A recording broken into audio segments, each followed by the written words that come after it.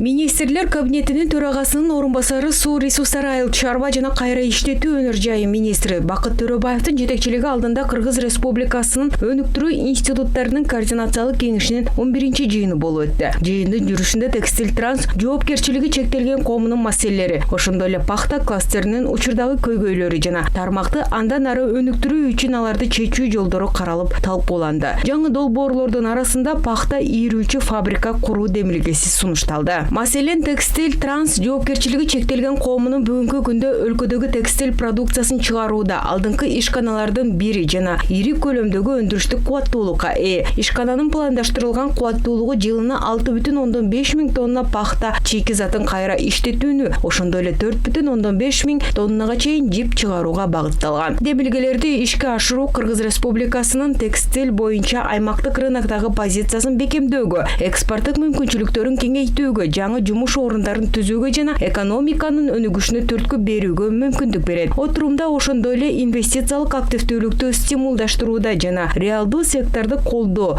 өнүктүрүү институттарынын жана мамлекеттик банктардын ролуна өзгөчө көңүл бурулду.